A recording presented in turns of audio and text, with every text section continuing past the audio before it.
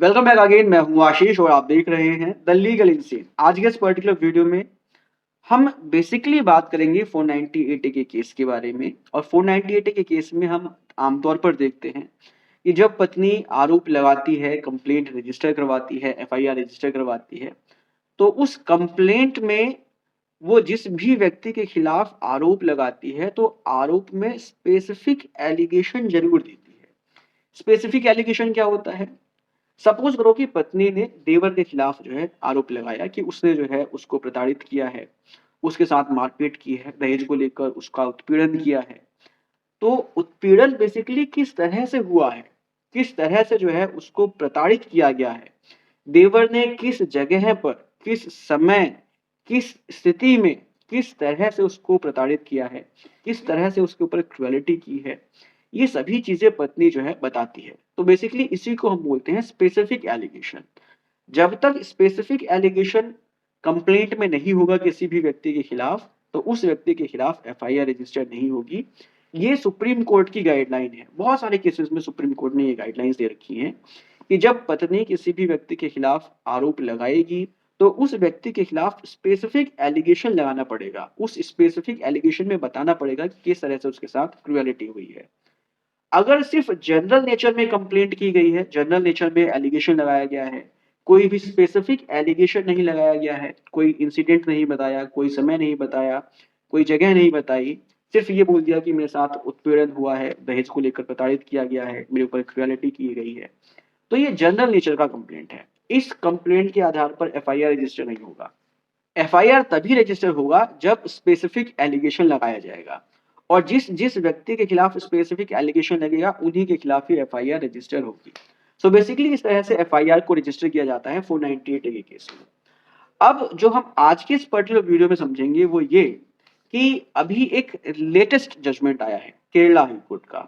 Kerala high court ने कहा कि जब पत्नी पति के साथ साथ पति के घर वालों पर या पति के रिश्तेदारों पर जब आरोप लगाती है, स्पेसिफिक एलिगेशन लगाती है, तो उन स्पेसिफिक एलिगेशंस की भी इंक्वायरी जरूरी है। जब इंक्वायरी हो जाएगी उसके बाद ही आगे केस चलेगा, अदरवाइज केस नहीं चलेगा। सो बेसिकली किसी भी व्यक्ति को छोड़ने से पहले उन स्पेसिफिक एलिगेशंस को भी जो है ध्यान में रखना पड़ेगा, उसकी इंक्वायरी की जाएगी, तभी उस व्यक्ति को छोड़ा जाएगा या उसके खिलाफ जो है आगे केस चलाया जाएगा। ऐसा कहना था केरला हाई कोर्ट का। सो बेसिकली ये केस क्या है जिस केस में केरला हाई कोर्ट ने अपना ये जजमेंट दिया, इस केस को भी समझेंगे और इस केस के माध्यम से केरला हाई कोर्ट क्या कहना चाहता है इसको भी समझेंगे। बने रहिए आज के इस वीडियो में। So stay tuned through the video so that you could have a very better perspective over this situation. सबसे पहले हम बेसिकली बात करते हैं इस केस के बारे में जो केस केरला हाई कोर्ट के पास आया। इस केस का नाम है V Karthiyani and others versus state of Kerala and another.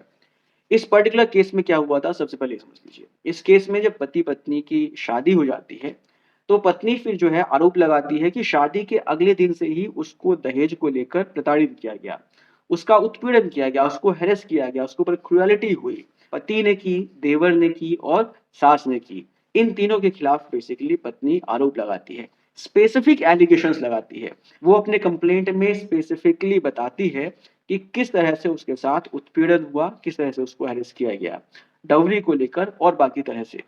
So basically जब एफआईआर रजिस्टर हो जाता है 498 ए में, तो उसके बाद सास और देवर अप्रोच करते हैं हाई कोर्ट उस केस को क्वैश करवाने के लिए। ठीक है, वो सीआरपीसी के सेक्शन 482 में एक क्वैशिंग की पिटीशन फाइल करते हैं ताकि हाई कोर्ट उस केस को क्वैश कर दे। अब जब मामला हाई कोर्ट के पास पहुंचता है तो हाई कोर्ट अपना क्या ऑब्जर्वेशन रखता है, ये बहुत इंपॉर्टेंट है। ये इंपॉर्टेंट है पति के लिए भी और पति के रिश्तेदारों के लिए भी। क्या ऑब्जर्वेशन है इसको समझते हैं। केरला हाईकोर्ट यहाँ पर बेसिकली कहता है कि जब पत्नी पति और पति के घर वालों पर या पति के रिश्तेदारों पर जब कोई कंप्लेंट रजिस्टर करती है और उस कंप्लेंट में जब वो एलिगेशन लगाती है, तो सबसे पहले उस एलिगेशन में ये देखना होगा कि वो एलिगेशन जनरल नेचर की है या स्पेसिफिक एलिगेशन की है। अगर कंप्लेंट में जो एलिगेशन है वो जनरल नेचर में है, जनरल नेचर में मतलब सिर्फ ये बोल दिया गया कि मेरे साथ मारपिटाई हुई, मेरे साथ क्रुएलिटी हुई, मुझको प्रताड़ित किया गया, तो ये एक जनरल नेचर की कंप्लेंट है। क्योंकि इस कंप्लेंट में स्पेसिफिकली नहीं बताया गया कि किस व्यक्ति ने प्रताड़ित किया, कब प्रताड़ित किया, किस जगह पर प्रताड़ित किया, कैसे प्रताड़ित किया, तो ये सब चीज़ें बताना ज़रूरी है। अगर ये सब चीज़ें कंप्लेंट में नहीं है, तो on the face of it जो है कंप्लेंट रजिस्टर नहीं की जाएगी। कंप्लेंट कब रजिस्टर की जाएगी? कंप्लेंट तब रजिस्टर की जाएगी, एफआईआर तब रजिस्टर किया जाएगा, जब पत्नी अपने कंप्लेंट में स्पेसिफिक एलिगेशन लगाएगी।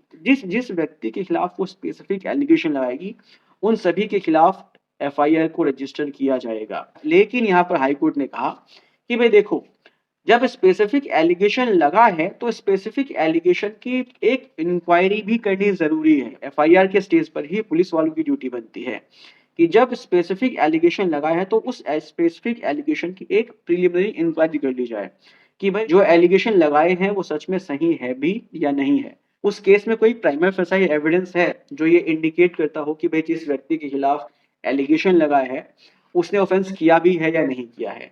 सो बेसिकली ये चीज करना जरूरी है। अगर सपोज करो कि पुलिस ने कोई इंक्वायरी नहीं की, तो फिर इसके बाद मजिस्ट्रेट की भी ड्यूटी बनती है कि उस केस में वो अपने लेवल पर जांच करे कि जो भी एलिगेशन लगाया है वो सच में सही है या नहीं है।